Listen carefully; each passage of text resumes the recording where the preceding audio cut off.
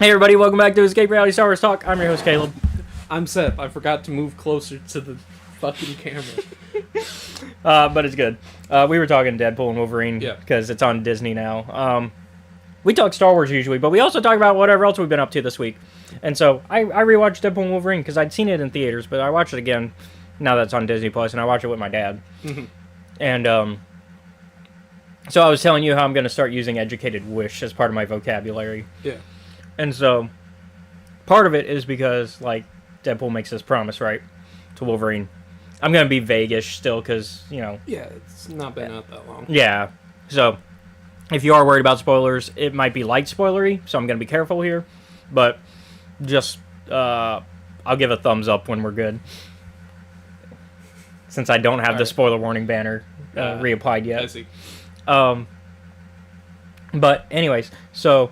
He basically lies to Wolverine and goes, "Yeah, we're gonna save the TVA can fix your timeline." Mm. And Wolverine he eventually lets it blurt out by accident by going, "If they change it," he does the where he says "if" instead of "when." Yeah. And then Wolverine's like, "Wait a minute, repeat what you said," and they get into a fight over it because he's like, "When?" He's like, "No, you said if." And then he says, "Did you lie to me?" And he's like, "I made an educated wish." Mm. I see. He's like, "I didn't lie to you. I made an educated wish." You're gonna wish you couldn't heal when I'm done with you. Yeah, they then fought, yeah.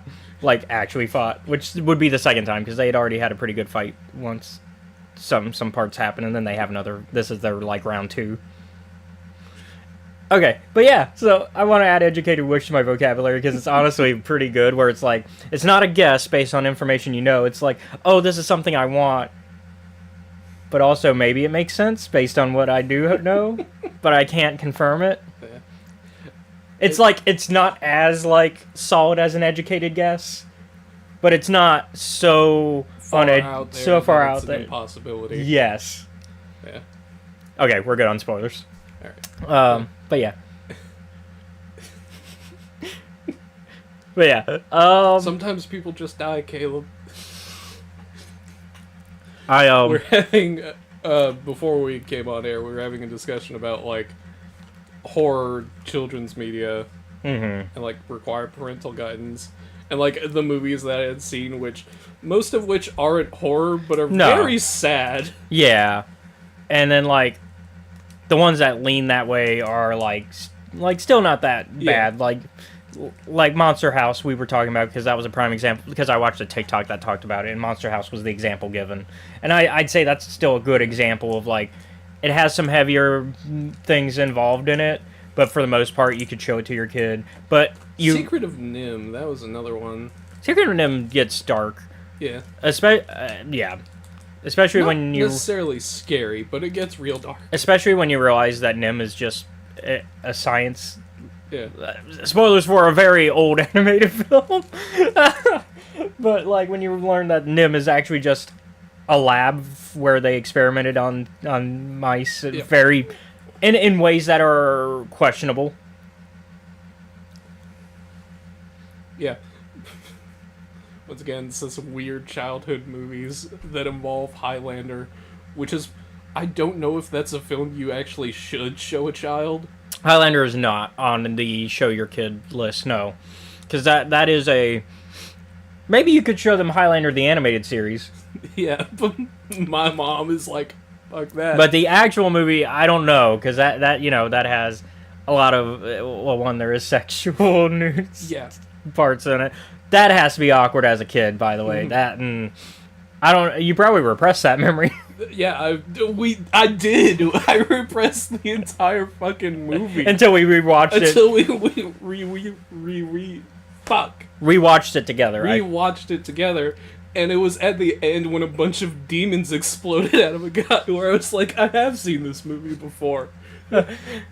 Yeah, and so like, and plus like, you know, the beheadings and the and the initially implied essay and then actually confirmed essay.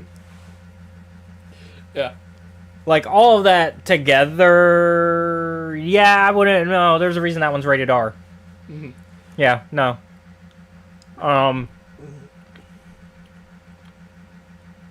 But the animated series is fine because there is no beheadings.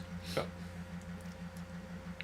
And it was made by Deke. I think my family was okay with like me being shown people like decapitated and brutally maimed for some reason. Well, okay, so I know where this is going. Yeah, because it's the American culture. Violence is okay, but sex is not. Yep.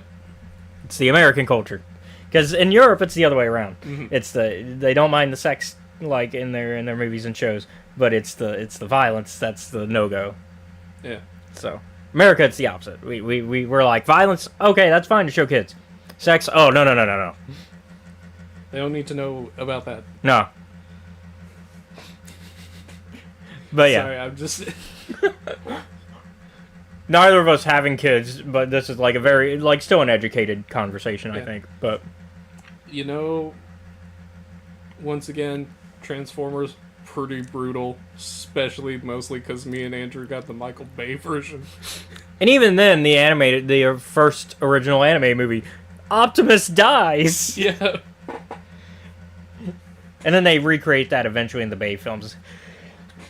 Bless you. What was it? It was the third one? Second one where they finally... Okay, yeah. Which is also the worst one, I think. The second one has to be... Well, that's not true. They get a little bit... They go even further off the rail. I think 1 through 3 are actually not that bad. 2 is where I actually stopped watching. I have not watched a single Transformers film after 2. You've not seen Transformers, Michael Bay's Rise of the Fallen all the way through? Well, I watched, The Fallen, right? But that was it. That was the last one I watched. So it was 1 and 2. That was it. 1 and 2. 3 is pretty good. 1, I think, is actually a really good Transformers film. Mm-hmm. I think it's still Michael Bay-isms at work, where it's goofy, over-the-top violence, and a little bit of over-sexualizing. Yeah. But, at the heart of it, it's still a good Transformers film. 2 is where the racism really... and then the plot kind of gets a little bit derailed to me. I think 2's plot is a little bit... it feels less Transformers. I don't know. It also gets more hoorah, U.S. military, let's go. And then, from what I understand, it gets worse throughout the rest of the franchise with that one. You get, after 2 and 3, it's like... I think one of the central conflicts in 4 is literally that, they're using the Autobots, tech to turn into smartphones. That's a plot point. And Optimus is so mad about it, because he's like, that was my friend, you assholes. And you labeled me and the rest of the Autobots terrorists. When the Decepticons show up to turn you into slaves, don't ask me for help because you deserve it. Because you've already made slaves. You literally are using my friend's corpse to make more of us. Yeah. And I'm like, you know what? He's so mad. From what I understand, the Mark Wahlberg ones are actually the worst ones. Yeah. After 3, that's when Mark Wahlberg is involved. Michael Bay and the Romeo and Juliet law being put into one of the films. Yeah, that's the one immediately after. Yeah, 3. and it's just my experience with the rest of the films are through reviews, and because I believe in because here's the thing, everybody's always everybody complains about those movies, right? Mm-hmm. But they keep making more of them, and it's well, yeah, because everybody keeps going to see them. Yeah, because that's how filmmaking and the American capitalist system works. Yeah. You go to a thing, you give them money, they make more. Don't give them your money. And I took that to heart. I said, okay, no money for them. I was out of it at 2, and I've stood on my ground with that. Now I have watched Bumblebee. I actually like Bumblebee because that was the one I heard that was the start of them doing good films again. And so, I did like Bumblebee. I need to watch the one that was after that, and then I need to watch the newest one, because I heard the new animated one was actually really good. Oh, yeah. Transformers 1. I heard that was really good. Yes. And I do want to... That's the thing. I want to support the ones that I hear are actually, worth checking out, right? Mm-hmm. That's the thing. So, I will watch that one at some point. But, yeah. What have we been up to this week? oh, so I ran the Cyberpunk game, and I was like, so they essentially went and they last week, the week before, they completed a bunch of side quests and got, because we're on Core's like arc. We got his like starting thing done, but the FBI guy that's basically shown up and been like, hey, are you planning that bug on the Mafia like I told you to? And he's like, yeah, man, I'm almost there. I just got done with my first or second job for the Scatagalia family. Things are going good. And Mono's like, alright, man, but I need you to go and plant that bug soon, because the brass is getting a little bit antsy. And you know what happens if you don't do it.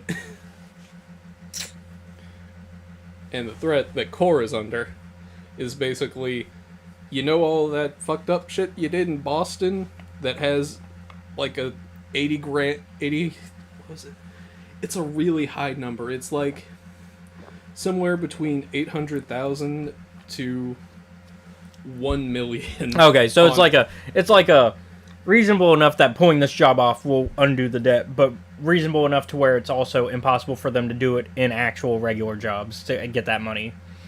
Yeah, because that is the threat that Core is under. If you do not plant this bug on the Scatagalia family, we will basically release your bounty to the public, and in Night City, that's not something you want.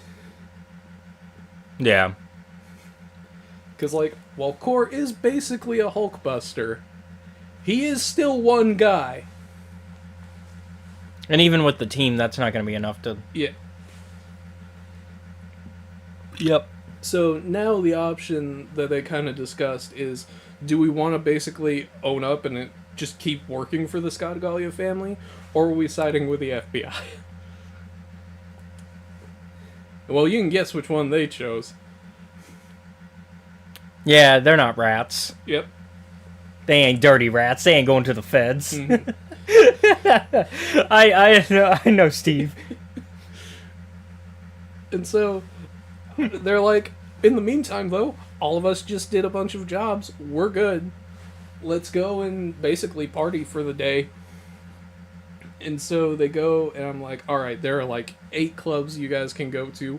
Where do you want to go? And they're like, we want to go to this one. And I'm like, all right, cool. And so they go, they sit down, they start drinking.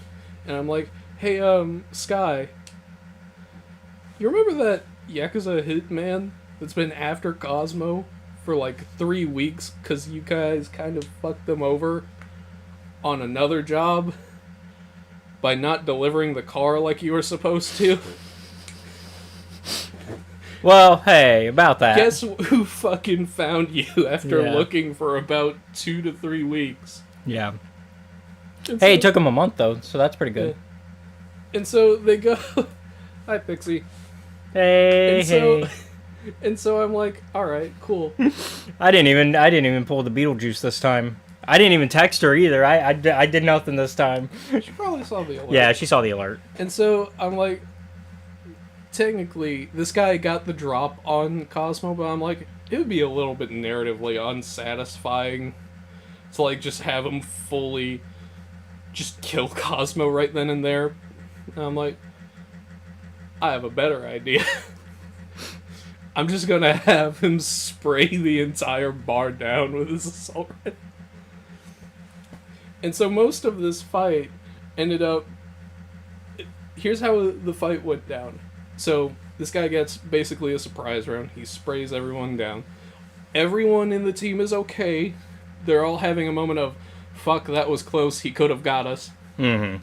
And of course, Chris, who's playing Core, and Core is a solo, and solos always go first in that game, goes over and he's like, well, I'm just gonna rip this guy's arms off.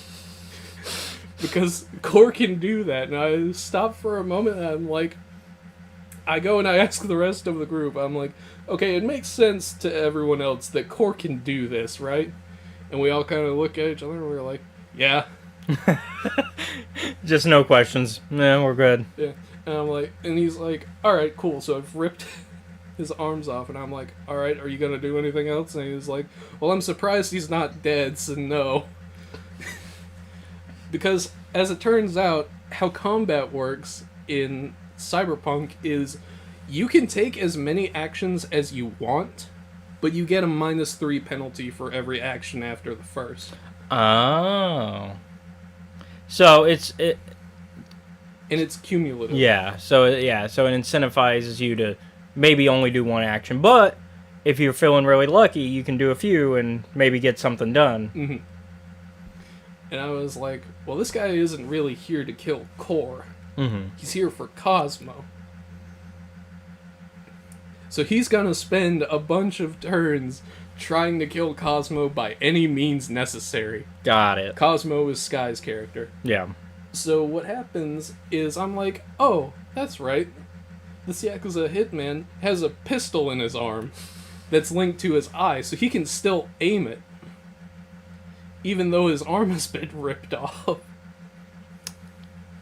That's gotta be interesting, trying to aim it with your eye when your arm is all the way over there. Mm-hmm. That alone feels like that should be a penalty without even before. It probably should have been, but the reason why I allowed it is because it's a smart weapon interface. Got it.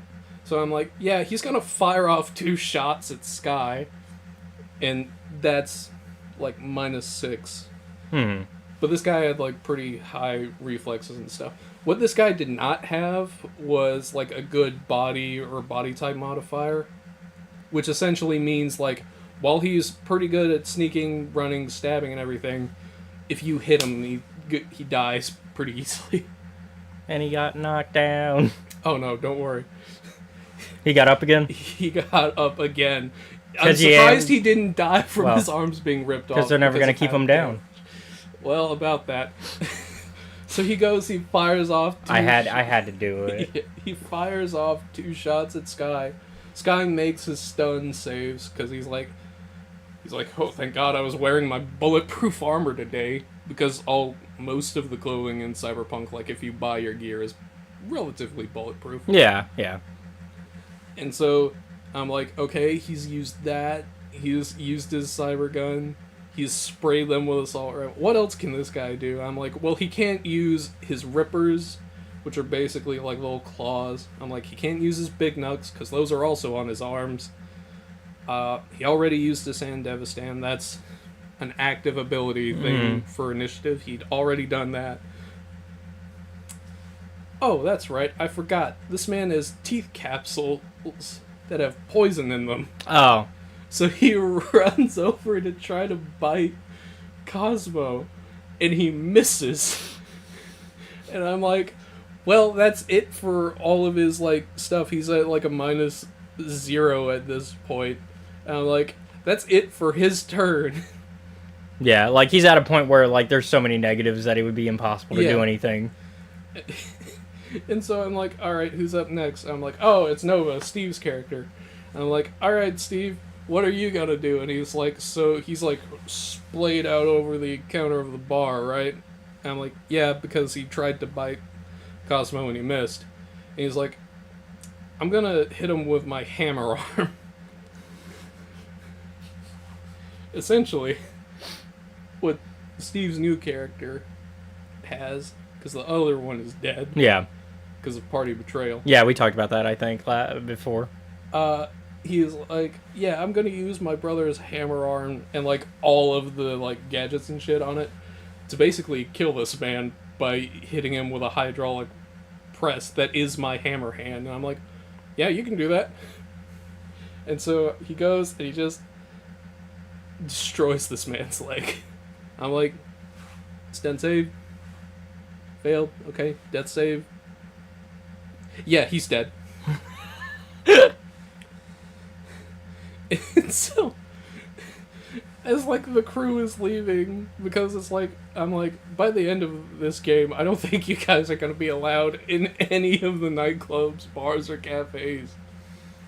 Look, it's not their fault. Yeah. It isn't. At least not this time. Yeah, they didn't start the fight. Yeah. They just finished it.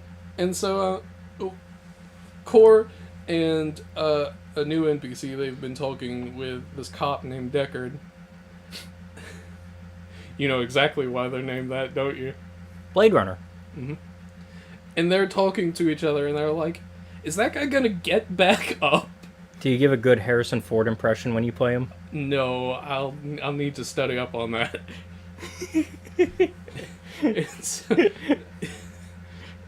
and so, Core and Deckard are talking to each other, and they both decide, let's just go make sure this guy is dead for real. So they both just fucking empty a clip into him and leave. Well,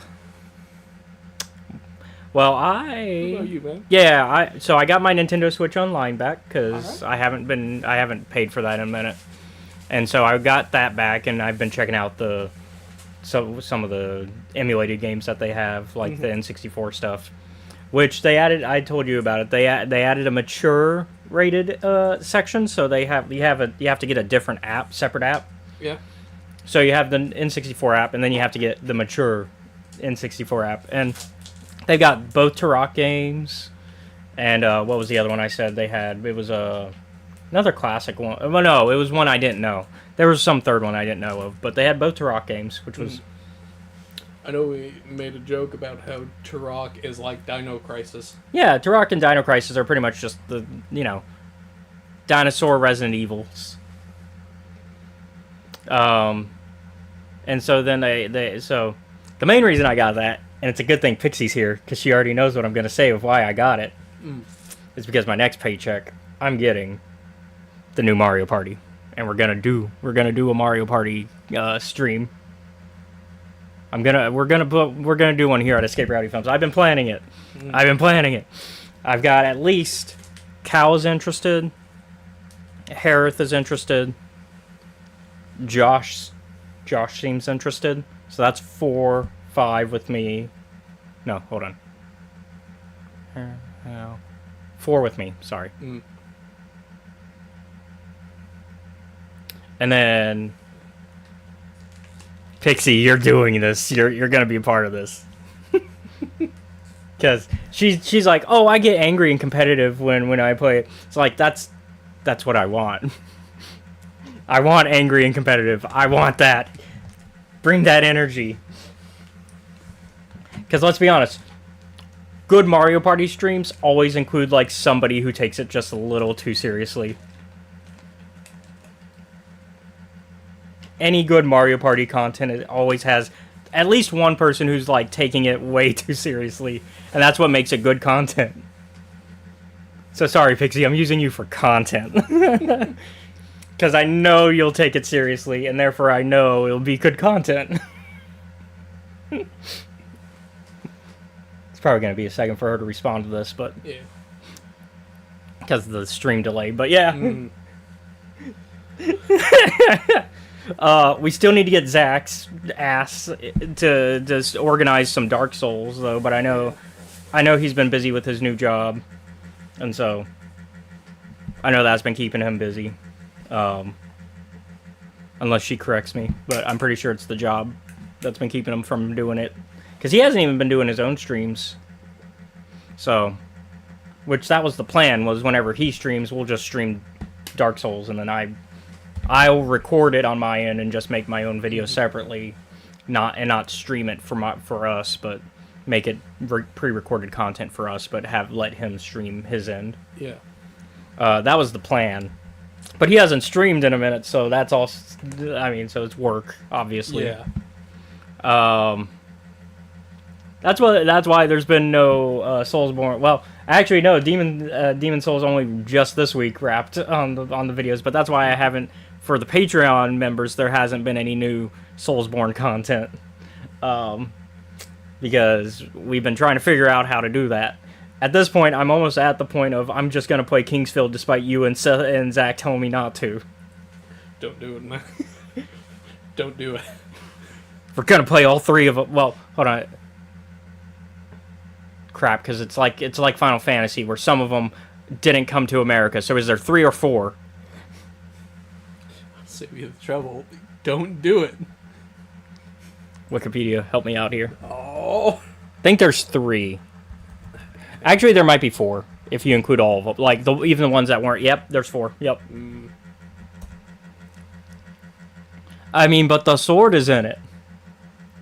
Yeah, but it's also in Armored Core, but you don't have to play Armored Core. But I would argue this is a predecessor still of the Soulsborne style of games. There is that argument. Are you sure you want to? Now it's more. Now I would say it's more. The difference is though from what I've seen, because I've seen a lot of gameplay and talks about these games. Because I've watched a whole 3-hour like video essay on the series already.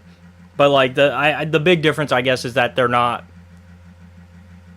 They don't really do a lot of the type of combat that you do until later. Like, it's Kingsfield 1 doesn't have as much, like, you don't have, like, combat rolls or anything like that. You do have the stamina bar, you do have your... But it's more like a dungeon crawler for the first one, at least, and I think for the second one. I think it's the third one that they kind of... Where it kind of switches up. And then when if we're including Kingsfield, then we got to include Shadow Tower. Which has an even better argument for being tied into Soulsborne than Kingsfield even. Don't do it, Ma. But also Shadow Tower is also more dungeon crawly, but I would say it's kind of that middle point between Kingsfield and the rest of the Soulsborne games. Like you kind of... That's the tie-in, right? I mean, you know what? You do what you want, man. I'm making good arguments, I think. I'm saying this purely from a gameplay perspective. Maybe don't. What? I made it through Demon Souls. Yeah, but that's not Kingsfield, is it?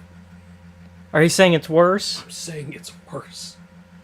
And I don't mean in the fun, oh, this will be a fun challenge. I mean as in this is going to get really boring. Is it so why do you say that? I'm just curious. It just doesn't look that interesting, man. Oh, okay. I thought you meant like you've kind of experienced it before. I thought that was a...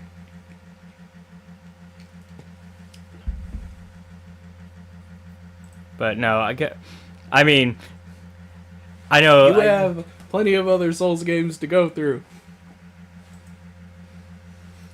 2's gonna be a bitch, though. I'm not gonna lie to you about that. Yeah, I still got Dark Souls 2, Bloodborne, Dark Souls 3, Sekiro, and then Elden Ring. Oh, so you're doing them by release order. Okay. Well, yeah. Alright. I mean, is there a chronological time? No. I mean, I was going to say, there isn't There really... isn't. I would say the only one that really has a timeline would be the Dark Souls games, because there are 3 of them. Yeah. And even they're weird. But their timeline is the release date order. Like Pretty much, it's not a case of 3 is actually a prequel. No, it's 1 and 3 are related to each other, and 2 is a little bit wonky. Yeah. Overall, yeah, I know how people feel about 2. I think the general consensus for 2 is that it has like the best story, which might make some people very mad at me in the future, but I'll deal with that. But not necessarily the best like gameplay. Well, I heard it just feels not like a Dark Souls game because Miyazaki's not as tied into the creation of it. And so it's also like map wise really weird if you look at how the maps in 2 work as compared to 1 and 3. With Bloodborne it makes sense that the map is the way it is because it's at certain points just a fucking dream. And then the map doesn't have to make sense. Yeah. For our Divinity run, though, I might have to somehow convince you to do Original Sin 2 with me. I might. Right now I'm going through, speaking of Divinity, I actually bought the Original Sin. The first one? The first. Okay. Divinity Original Sin, yeah. And that's the other thing I wanted to talk about. Okay, yeah, because I've finished Act 1 essentially, which is Cysil. Like all of Cysil is basically this Act 1. And the way the map is in that game. Go ahead and give I your. got to. I guess I just got done meeting Aru for the first time. Okay, so you're just properly getting into Sicil because you start off on the beach because you're shipwrecks, and then you go through the tutorial cavern. If you want, you don't actually have to. Like that's. I figured I was like I could walk away from this, but I should probably do it. Like since I haven't played a game. Yeah, like it's the tutorial cavern. It's optional, which I think is really interesting. Like I really appreciate how Larian did that, which is we're going to in-universe build the tutorial, but you can choose not to do it if you've played this game before. It's like, oh, I played the game. I don't need to go through there, and you know. Yeah. But yeah, and then you fight some orcs. I had some skeletons. I did the dungeon, right? Yeah, and then after you get out of the dungeon, you fight some orcs because they're on the beach. Yeah. The funniest part for me, right? Is it the bucket helmet? No, I was learning about weapon durability. Oh yeah, weapon durability. And I read that about halfway through once I realized in the middle of the dungeon that I could just attack things. Like, instead of... I was like, yeah, you don't have to talk to them. I was like, open. I mean, like, like chest, chest. Chest. Yeah. You don't have to open. You can just. Yeah. Which is more of a common thing now, like doing the say a locked chest. It's more common nowadays to do the. I just cut it open. I think Baldur's Gate 1 has that option too, but like, I think, but a lot of games do the thing where if you do that, you lose items. Yeah. I think Divinity does not. And then Baldur's Gate 3, I know, doesn't. Because that has been tested. That one, like, people have tested that where they've pick-locked open it, and then they broke them open. Like, there was somebody who's like a Mythbuster for video games who did it. And he basically did 100 chests, and he basically duplicated the chest so he could do the same 100 chests, pick lock, see what I get. Same 100 chests, break open, do I get the same things, and prove that, yes, you do. Yeah. So I'd smashed up about 30 broken pots before I realized that my fucking greatsword had durability. Fortunately, I, like, got it while it was like, oh, you still have a durability of, like, 50 or some shit. And I was like, oh, that's good to know. Now that I've smashed 20 pots in a row. I mean, you can do like any other RPG. You go to a shop and you pay to repair it. Yeah.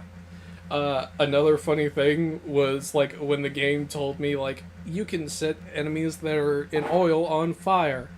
I was like, oh, okay. Because Larian loves their interactive environments in combat. Yeah. So I was like, oh, there's some candles over here. So I just went over and I clicked use on the candle. That just turns the candle off. And I didn't realize that as I was, like, putting the candle in the oil, because I was like, huh, these guys aren't burning. Why is that? Oh, I turned it off. I should probably turn that back on. Fortunately, I, like, managed to far enough away to where it wasn't a problem. It's like, I'm gonna run into the middle, turn it off. Oh, shit. Yeah, I saw that there were, like, two guys up ahead, so I was like, I'm just gonna sneak up to them, like the little oil puddle. Yeah. Put the candle in. Oh, right, yeah. There's a lot of tricks you can do, though, because, like, oil... So I set those guys on fire, and one of them died, and I was like, okay, that's good, I don't have to deal with that. But his buddy was still alive, and he'd moved, so I snuck up on him, and I was like, what are the chances of me just taking this guy out? This is pretty good. Turns out. Yeah. But yeah, because, like, the way that they do it is it's very rock... Now, my least favorite part is the rock, paper, scissors disagreements. So, you'll find out that when you have to do when you have some disagreement, like, if you decide to roleplay your main characters as having differing opinions... Instead of having, like, an actual, like, behind-the-scenes diplomacy or check like that, you have to play rock, paper, scissors. Oh, boy, this is going to be a fun game, isn't it? And that's also when you're interacting with other characters and NPCs and you have to diplomacy with them. You have to play a rock, paper, scissors game. It is the worst. It's the only bad thing about Divinity Original Sin 1. Like, and there are mods in the PC version to like, use your stats instead and try to fix that a bit, but, like, for the console versions, unfortunately, you're just stuck with what they give you. I'll deal with it. And it's so random that you're just like, how do I strategize to win? And you can't, because it's rock, paper, scissors. There is no strategy to it. Like, there's strategy, but there's not, because it's randomized in the background, so you don't know what they're going to get. Every time I think I figured it out, it's like, nope. Yeah. But, and at the end of, like, the tutorial dungeon, right?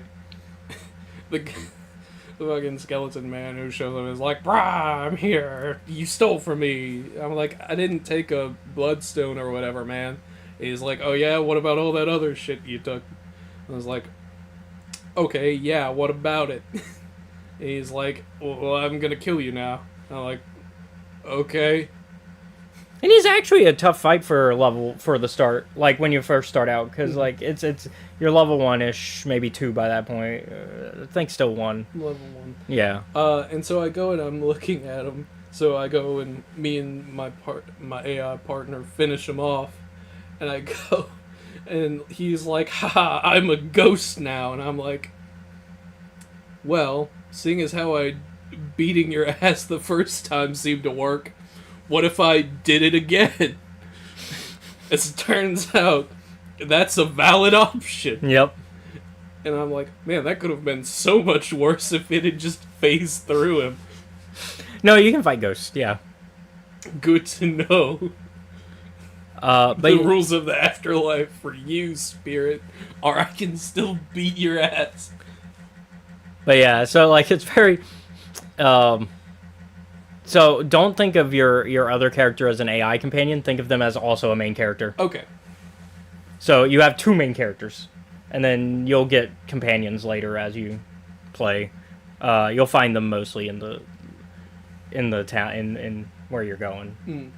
So and Cyseal's interesting because the basic premise is very interesting as a start, because it's not your typical.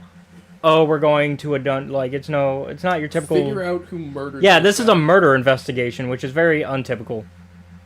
Did you have one of your characters have pet pal? No, I don't think so. I don't know. Disappointment. I don't know if the other one does or not. No. You generally have to set, like, you usually on your. Because I think I just was like, I made mine. Mm-hmm. And I was like, what am I going to do for the partner? I was like, you know what, whatever the default is for them. And Pet Pal is usually not a default one. It's a talent that you can pick.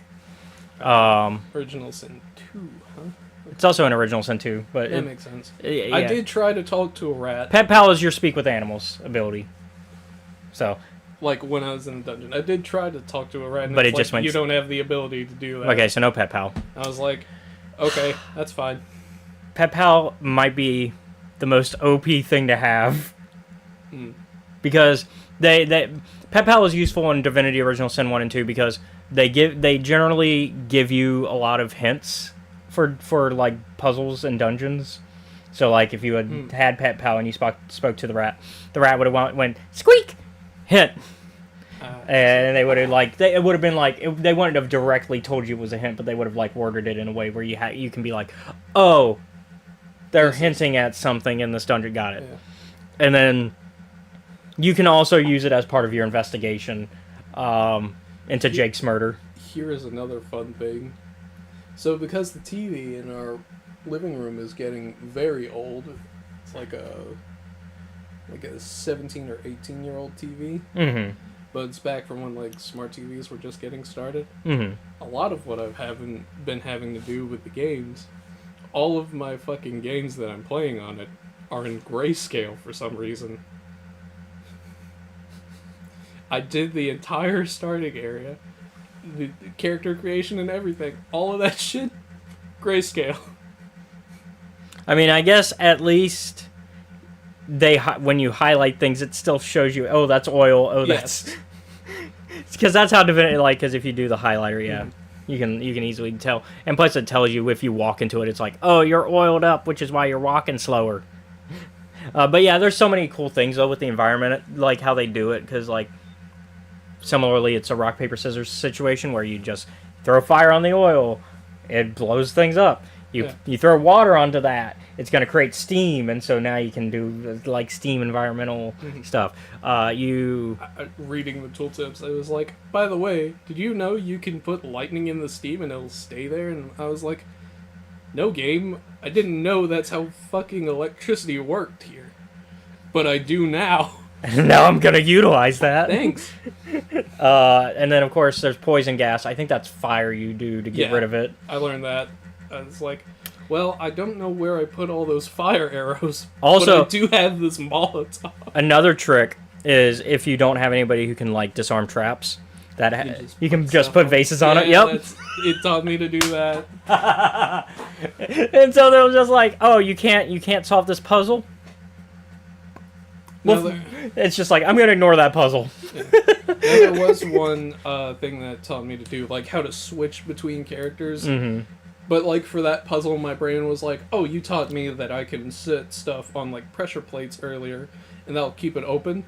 So I tried to do that with, like, a broken vase, and it was like, that's not the solution to this puzzle. I'm like, it should be! It's a valid one! And it's like, yeah, but that's not what we want you to do. We're trying to teach you. I'm like, they're like, that is a solution to this problem. Like, but it's not the one we're trying to get you to do. It's like, any other situation? Yes.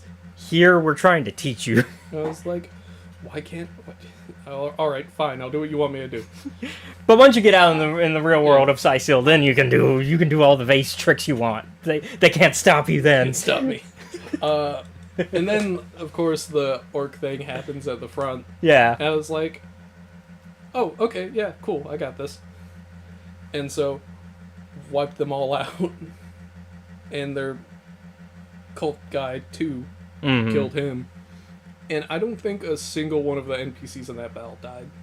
Nice. Yeah. Yeah, that sometimes it can be 50-50 on that one. Yeah. I think I started with essentially the class. I think I started with like the Knight kit. Okay, the Knight. Yeah, that's a good one to start with because you got the self heal, and then you've got I got like rally. The rally, which does buffs everyone. it buffs everybody, and it's like a. I think it's over a couple rounds. It does minor healing. Yeah. And then usually I do a cleric on the second one. I don't know what the fuck my partner is. Oh. I think they're a ranger, but I'm not sure. Does she have like a lot of I know arrow? that they've got like a crossbow, and they can summon a spider. Okay, that might be range. That might be range. Oh yeah, ricochet shot. Yeah, that might be ranger then. I usually make them a cleric because then you can get some more healing out of that, and you get that divination magic. And need that to heal because I do not want to deal with not being able to heal. But you'll find a few people. You'll find probably another ranger. You'll find a thief / rogue. Yeah. There's a wizard character, and then there's another knight that you can find. Yeah. The other... Now, of course, there's the traits that you get. Mm-hmm. I was going... Like, you get them from having conversations. And so me and my partner, like, when we first...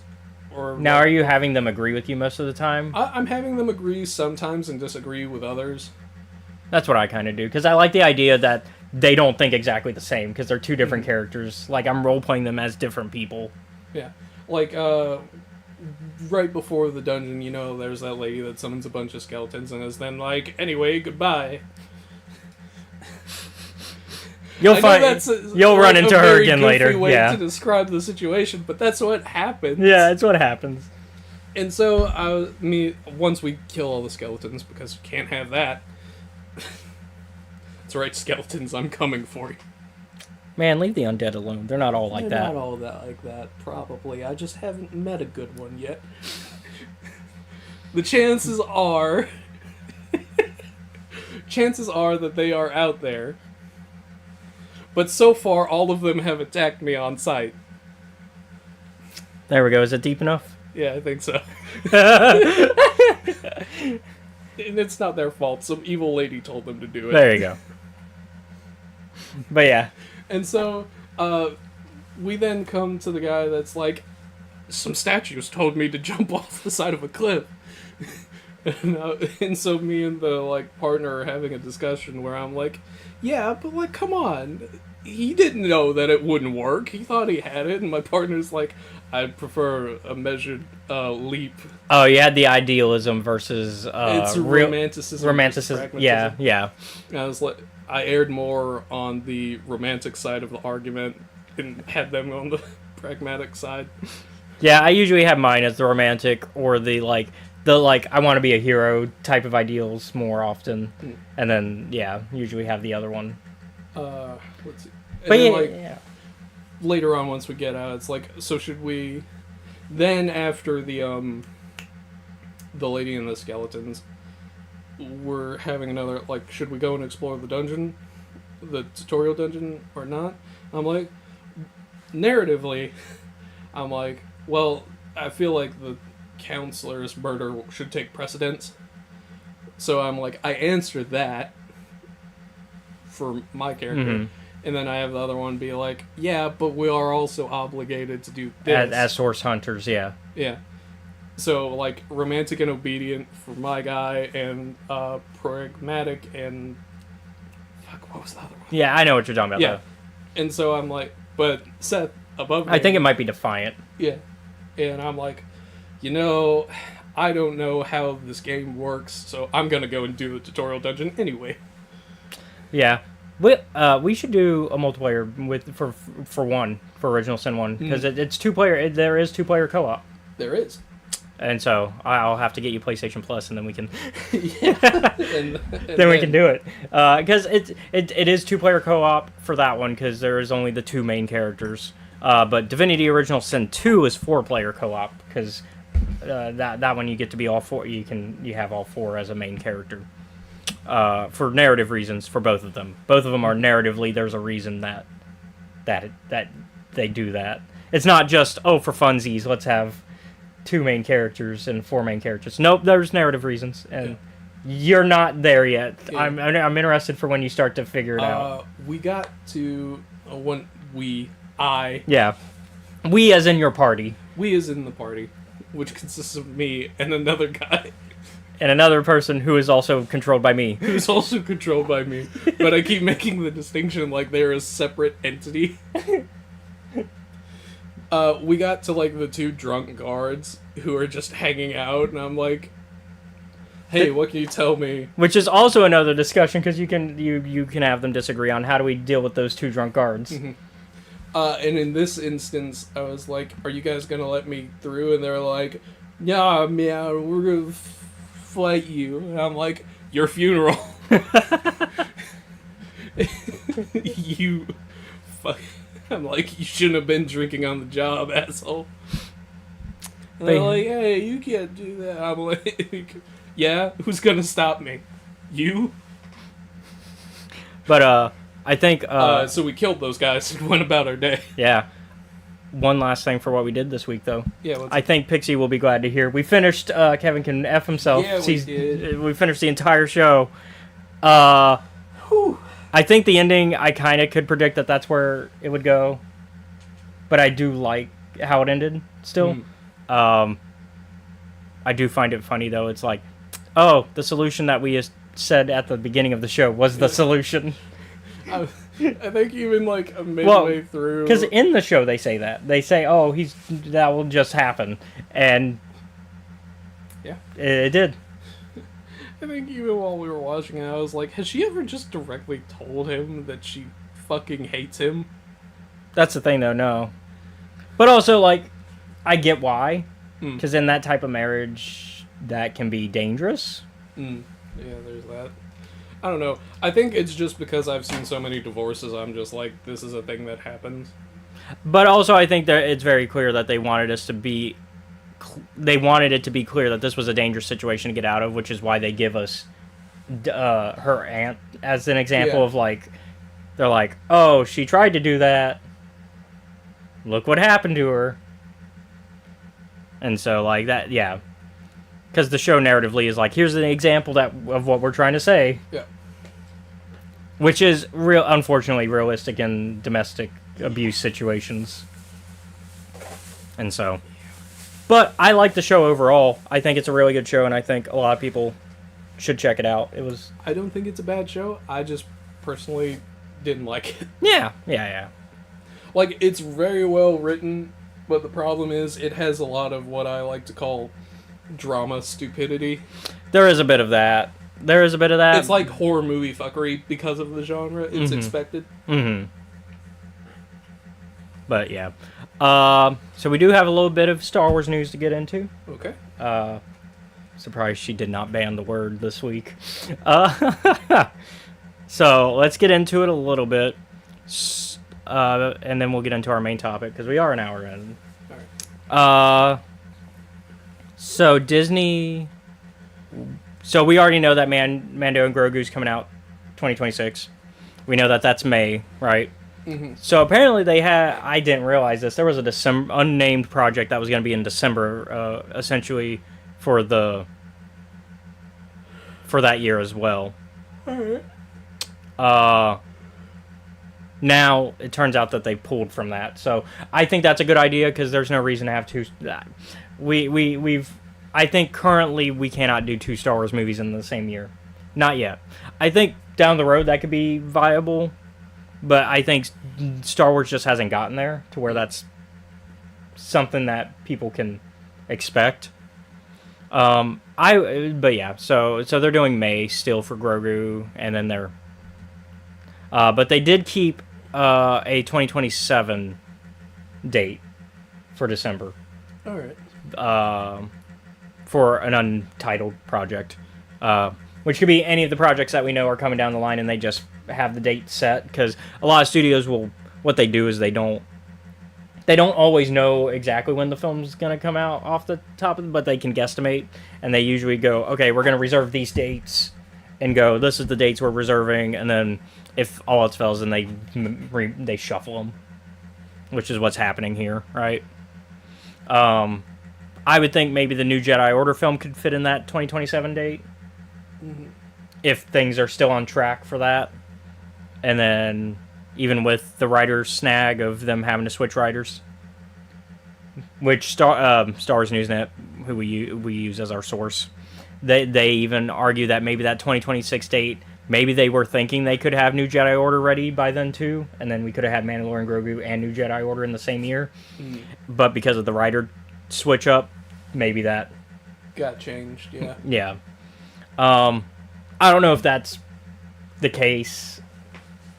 I don't think we were ever going to get New Jedi Order in 2026 personally, even without a writer change.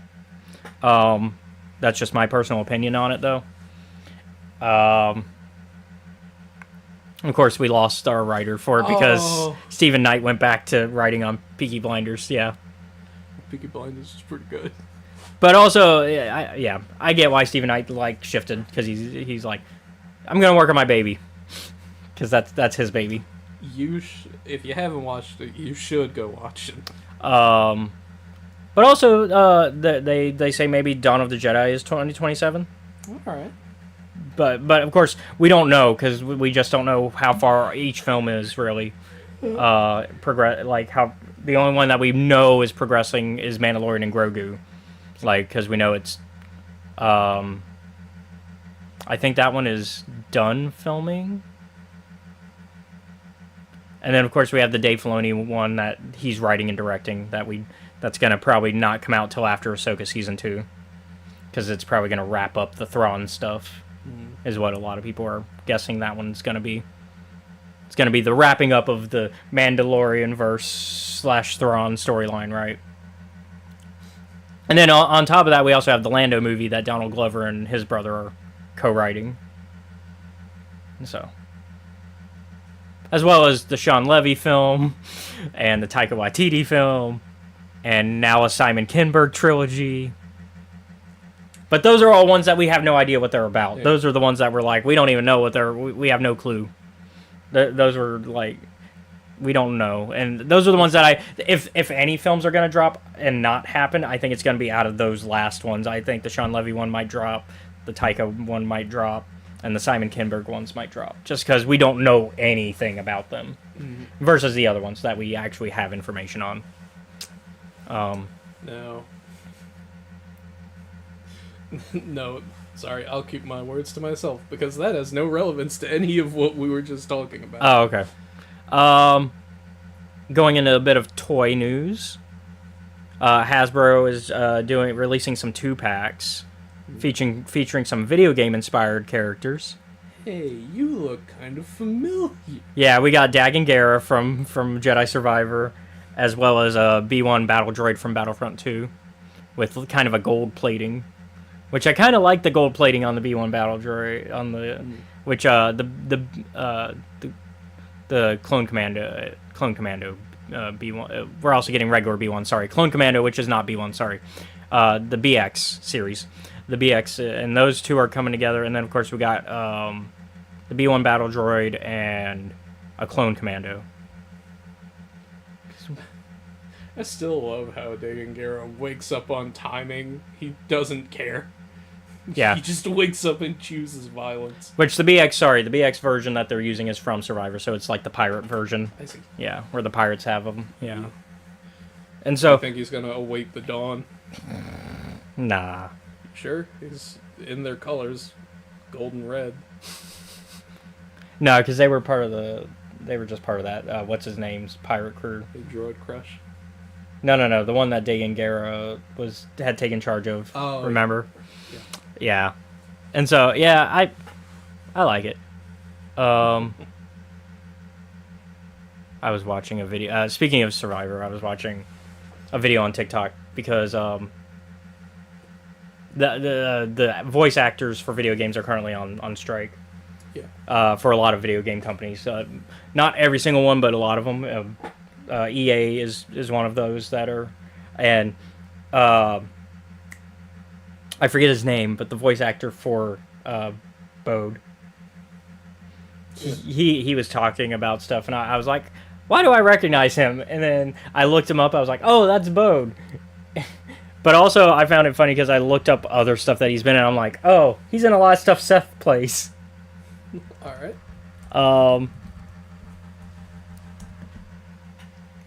Off the bat, he is in Remnant 2. All right. He's one of the optional voice player character voices. Okay.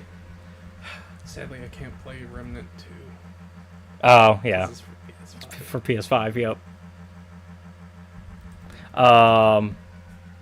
He's also been in Candela Obscura for Critical Role and all of them. He's also in Mortal Kombat 1. The new Mortal Kombat 1, not. He's also in Red Dead 2. Yeah, he's Charles. Charles! He's Charles. Oh, Charles is great. Yeah, Charles is great. No, Noshir, that's his name. Noshir Dalel. He is a really good voice actor, and I really wanted to highlight that. Jedi Adventures? Yeah. He's also Rampart in the Bad Batch. Okay. So he's been in a few Star Wars projects. But yeah, I like when I look back, I was like, oh, he's actually been some really big names. Like he's Mysterio in Spider-Man 2. He's Rain in Mortal Kombat 1. Okay. I can't play Phantom Liberty because it's another thing you need. You need a PS5 for, yep. Is Brahma in Record of Ragnarok? Yeah. Okay. Record of Ragnarok is great. Just I love the premise of it. But yeah, I wanted to highlight him though because I saw that video. I was like, oh, I should talk about this. He's also in the Old Republic MMO. He's Ras Ordo. He's a Mandalorian. Ooh. He's like essentially the Mandalorian right now in the Old Republic MMO. Oh yeah, he was Silver Samurai and Hitmonkey and Fat Cobra, which that's a good Marvel animated show. You would think, oh, they're finally doing Hitmonkey. That's gonna be weird. It is weird, but it's also really good. Which is why it survived the cancellation of all those weird Marvel animated shows because it came out as part of like that.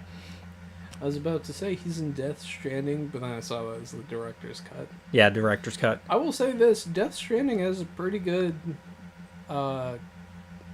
It's another one that's like got a good cast for characters. But he's in regular Cyberpunk. He's Cyber Ninja Oda Oh, and Scorpion.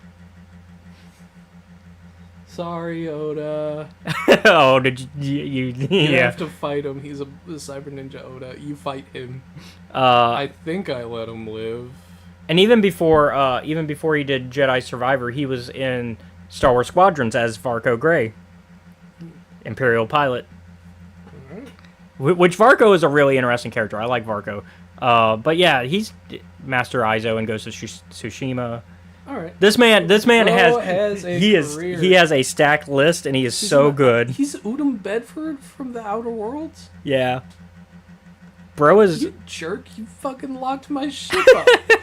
but he's also like he's so good in Yeah. that. Like he's so good in everything. So I just wanted to highlight that since we were talking Survivor. Cuz I was like, "Oh, yeah." This guy's been in a lot of the games I've played. Keeping with video games though. Hey, KVS. Yeah, Star Wars One of my Outlaws. favorite Star Wars protagonist. Star Wars Outlaws has nabbed a Grammy nom Hell yeah. for best video game soundtrack. So, and I kind of agree because I like the soundtrack. It's the right vibe for that crime underworld type game. It's what I would imagine for it. So, and of course you can do like the jukebox and whenever you're at the cantinas too. And so yeah. Soon we'll be getting that DLC though. We might have to talk about it next week because it comes out this week. Oh, okay. Because it's the 21st that it comes out. So depending on how fast I play it, we'll decide if we talk about it. And we'll make it not like a main topic. It'll be a subtopic because it's just DLC.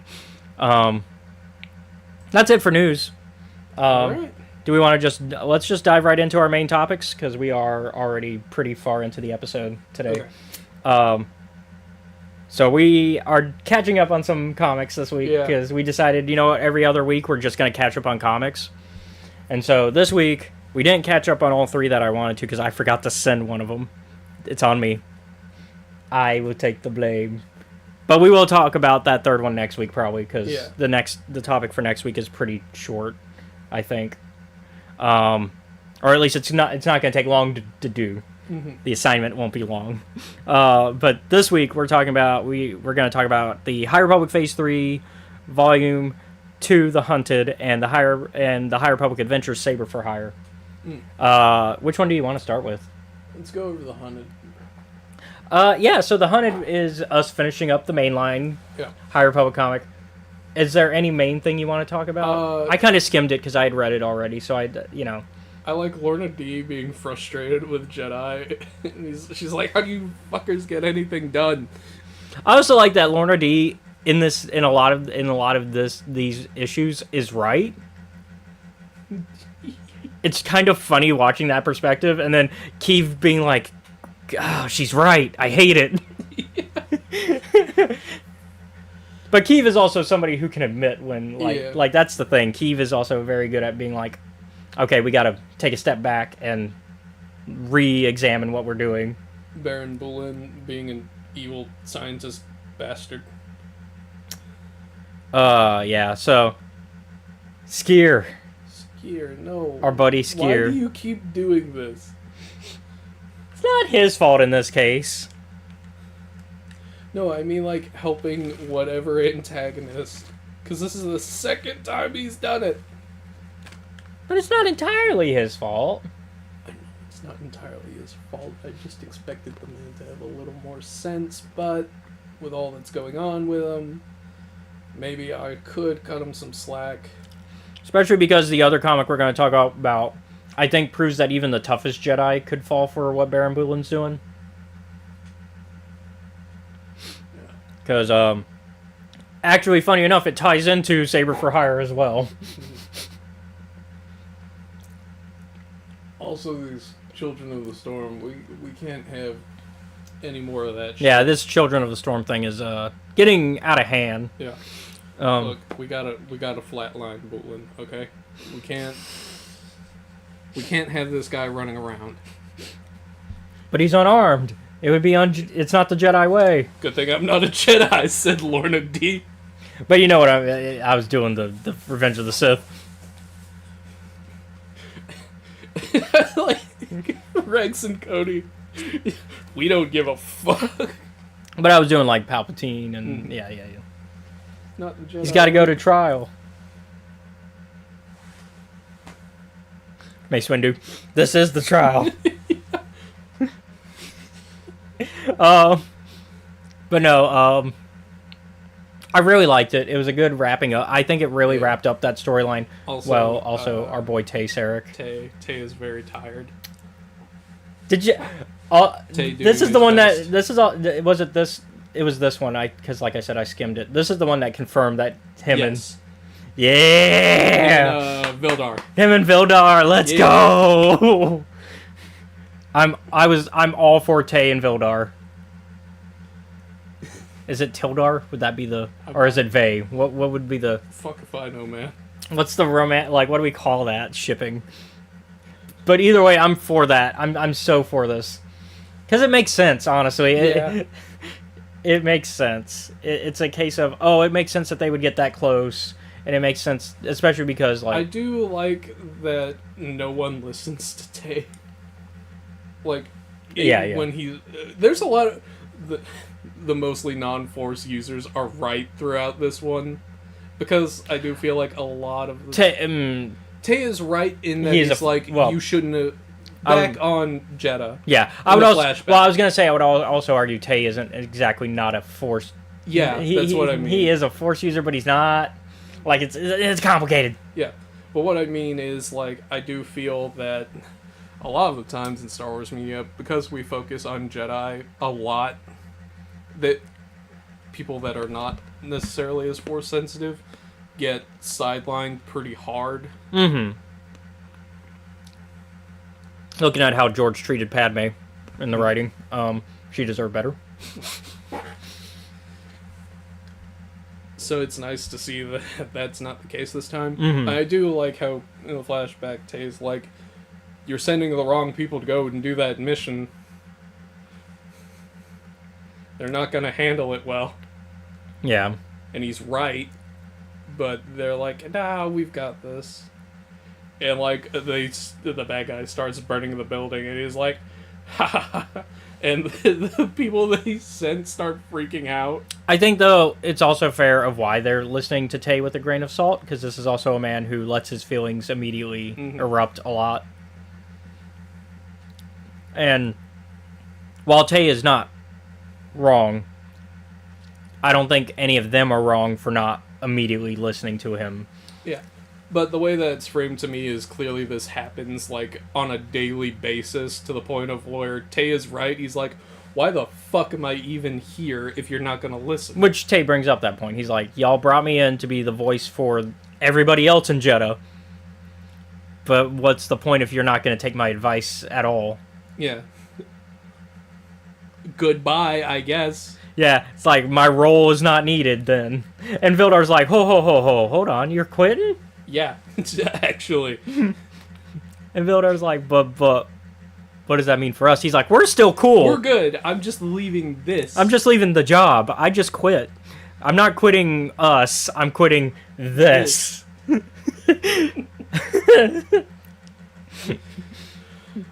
That's essentially the conversation they had. Yeah. At the same time, though, I do think Tay is just as reliant on the Force, overly so, in an unhealthy manner, because we see that he still has the Sith artifact. It's fine. You and I both know don't play with Sith artifacts. It's not fine. It's fine. Don't worry about it. But it was interesting to see that he's still around during this time. I am curious if we'll ever learn what happened to, like, what actually happened properly to the council, to that group. Yeah. Because we don't know how they obviously we know they disband. Because obviously there is no. But not the why. Not the why. We don't know the why or the how or what happened. We just know that obviously it has to, because it doesn't exist by the time of even Phase 1. Mm-hmm. Like, it's just not a thing in Phase 1. Let alone in the prequels. And I still want to learn how it was formed as well. That'd be a story because I mean, you've heard my theories of like I think that essentially a forced religious war happened, and the result was that's how they made peace. Yeah. That's kind of my theory on it. I think every group got into a fight, and because they talk about how Jedda's the Force Holy Land, essentially. And generally, that means that a lot of war is going to happen there. Mm-hmm. When we were first introduced to Jeddah, like in the High Republic, I was like, well, this shit's not going to last. And we know it doesn't, because we see... We see Jeddah in the future, and we're right, it doesn't. Yeah. We've seen it in Rogue One, but even then, we've seen it in other media, yeah. So, we know what Jeddah doesn't, yeah. Any other major points you want to bring up on this? I guess they at least Baron Boolin's off the table, thankfully. For now, until he escapes. Yeah. I'm trying to remember if there was anything else. They mostly solved the skier problem, thankfully. Mostly. Which is... Thank God. I'm done with skiers is suffering. Let's not. I'm done. Let's let that man... Let him have some peace. Nope, not gonna say that. That's fucked up. And at least that also... Lorna D kind of taking on the mother figure role of the party. Because she's like... You'll be surprised. Because she's like, stop scaring the child. And they're just like, oh, yeah, you're right. You'll be surprised, like... The most violent party member is often the most... Often becomes the mother figure? The mom or the dad. Becomes the mom, yeah. And so, like, she's like, yeah, you gotta stop scaring the child. And they're like, oh yeah. You know, this one with weird psychic powers, like all of you. Which then, I guess we'll jump to the other topic, the Saber for Hire, because it's in the same vein. Child with superpowers in that one, too, with extra strong force capabilities. So, that one, we follow up Ty Yorrick after she's accepted Drew into the crew. Sort of. He's the second mechanic, essentially. Yeah.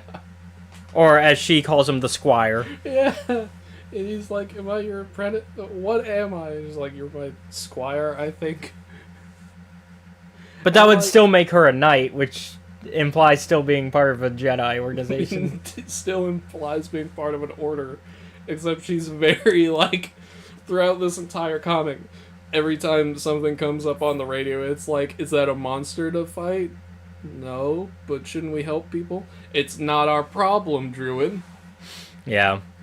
It's a Jedi problem. Poor Druin. This is also a case of Druin is just mostly right in this, and then...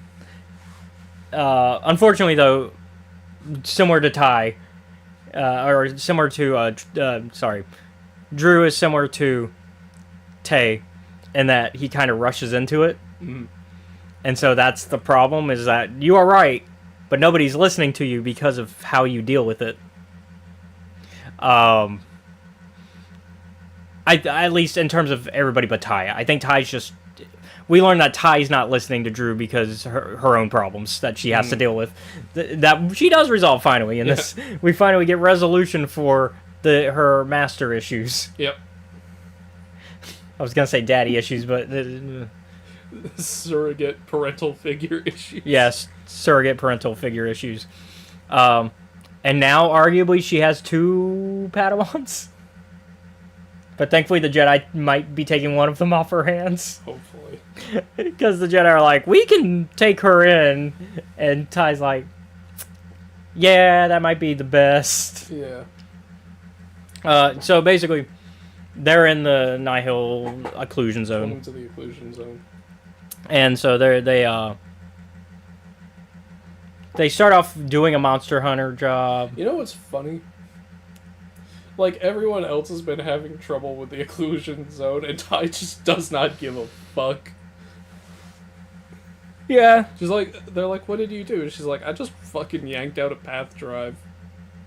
I'm like, that was a whole plot point for so many other people, and you just did it off screen. But also, we saw that she already killed the Nihil that had it, so it's not even off screen. We saw how she got the ship. No, I mean before that. Oh. Yeah.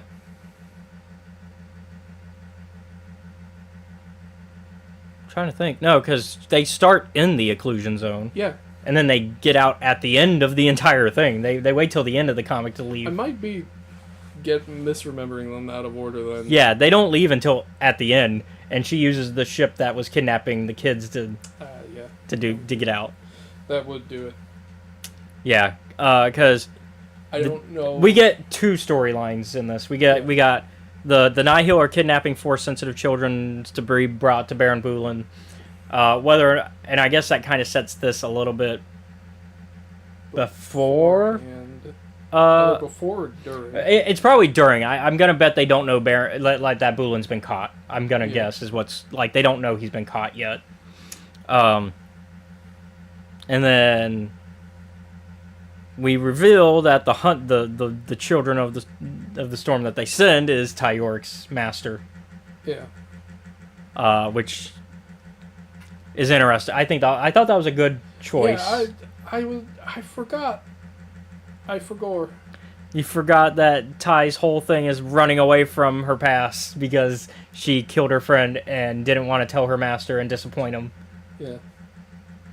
And was worried that he'd be mad at her. Turns out he'd forgive her. And in fact, it was the revelation of this that turned him back to good. Yeah. It was like, oh, you were so terrified of me. You didn't have to feel that way. You didn't have to do that. You could have came to me. Like, I would have been reasonable. I told you guys not to fuck around with that, but I understand.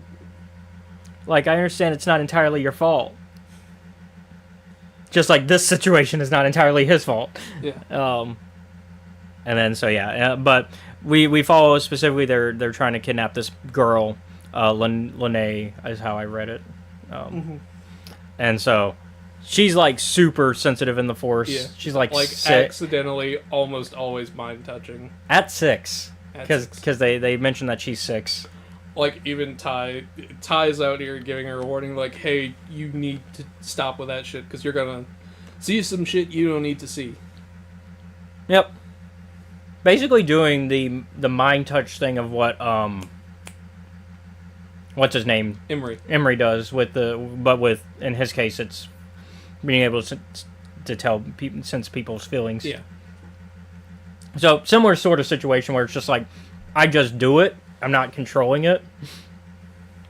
Which Lene will probably benefit from being with the Jedi to be able to... Especially now that her parents are dead, so, you know. Not really much to go back to.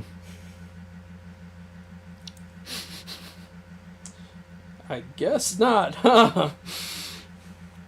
I didn't think they were dead, but I guess, yeah. No, they're dead. They're dead. They were like, keep her safe. That's a I'm dead line. Only if you're a little bitch. That's the line you tell people when you're dying in media. No, they're dead. Oh, that's gotta be awkward. The master who killed them is now back with the Jedi. Yeah. How do you think that fucking dinner conversation's gotta go? I feel like Lene's forgiving, though. Because essentially, it went through with her plan, which was, hey, brain thing, connect. And she connected them for them. Because honestly, without Lene, then, yeah, Ty and her master would have killed each other, essentially, in the process. Yeah. But the second half of this, the second half of the story is Druin rescuing Chancellor So's son. And his boyfriend. Who have been missing since a year, since, I guess, the fall of Starlight Beacon. Yeah. But they also mentioned, like, that they had met during the Valo, because they were in when Valo got messed up. Yeah, they've been on like a resort planet. So yeah, Some shit. And they basically been like going off the grid. They've been living like in about a year. They've been living off the grid and like camping and more like glamping, but you know, because they go back into town and get stuff, but they tend to be they're mostly glamping out there and just.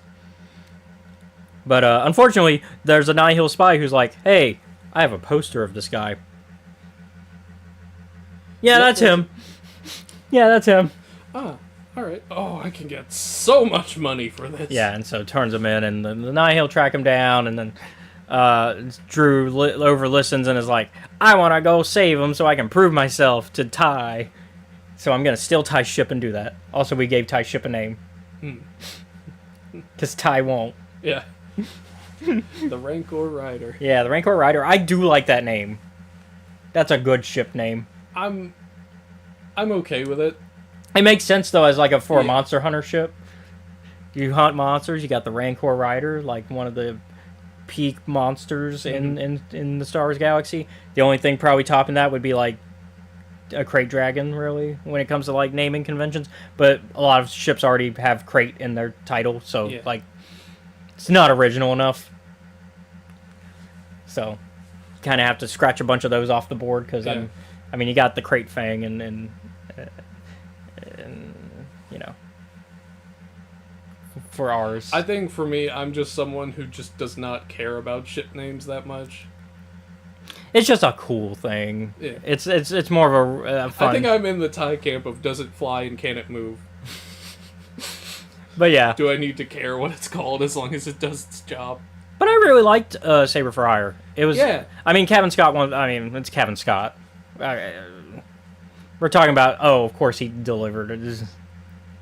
That's like saying the sun rises in the morning. It's gonna happen. Yeah, Kevin Scott wrote something and it was good.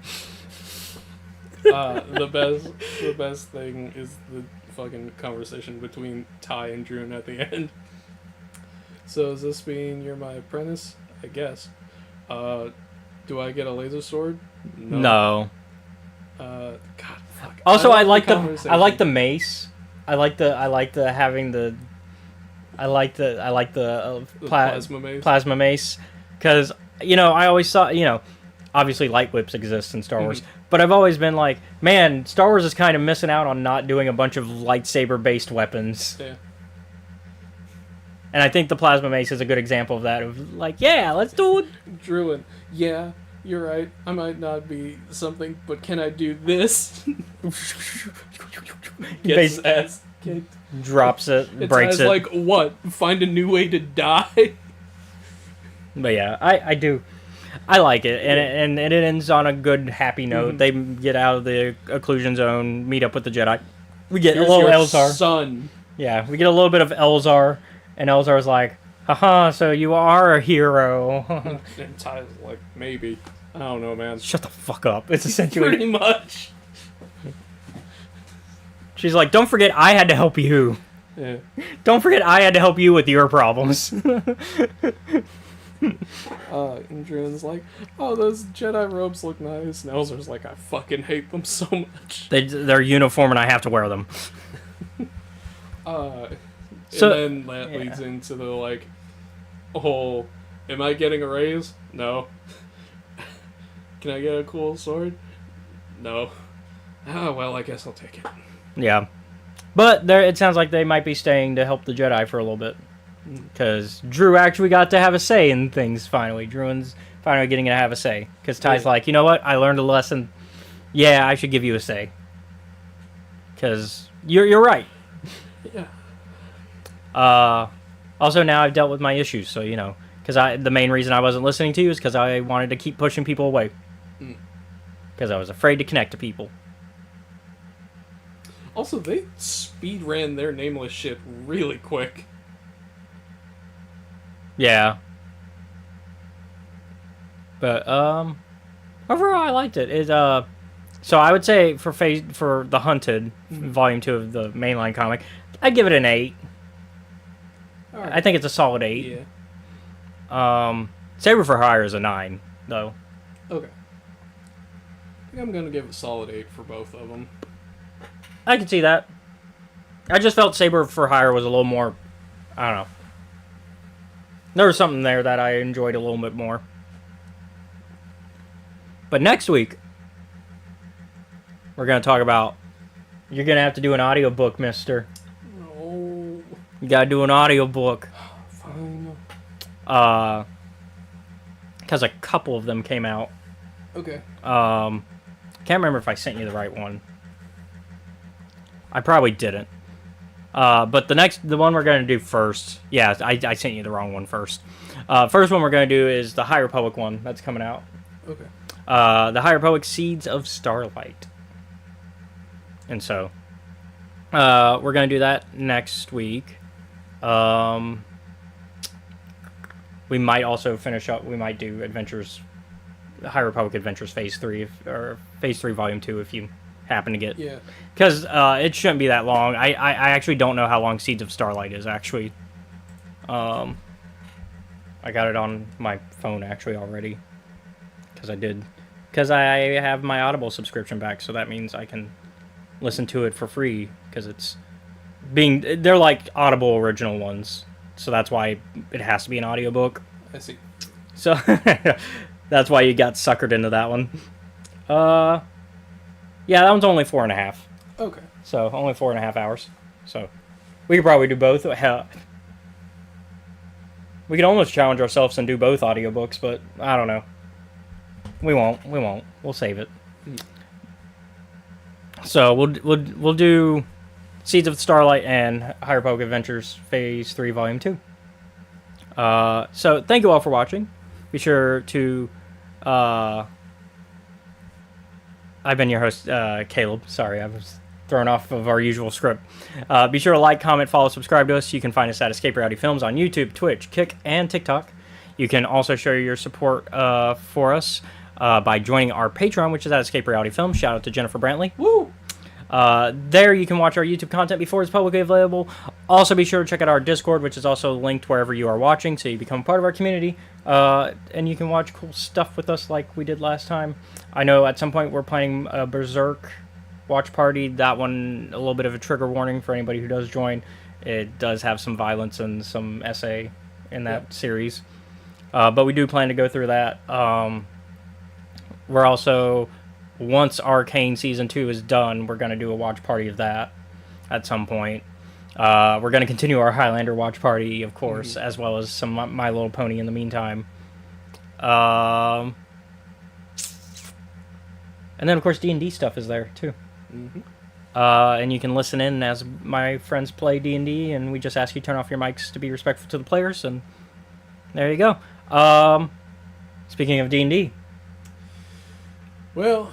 While they're on hiatus at the moment, every Sunday from 5 to 7 Central Standard Time, you can catch some friends of ours over on Trials of Naboo at the Steam_Dungeon on YouTube. Now's a good time to go and get all caught up. Yep. Once again, thank you all for watching. Join us next week when we'll be doing the High Republic Seeds of Starlight, as well as potentially the High Republic Adventures Phase 3 Volume 2. I've spoken. Y'all be safe out there.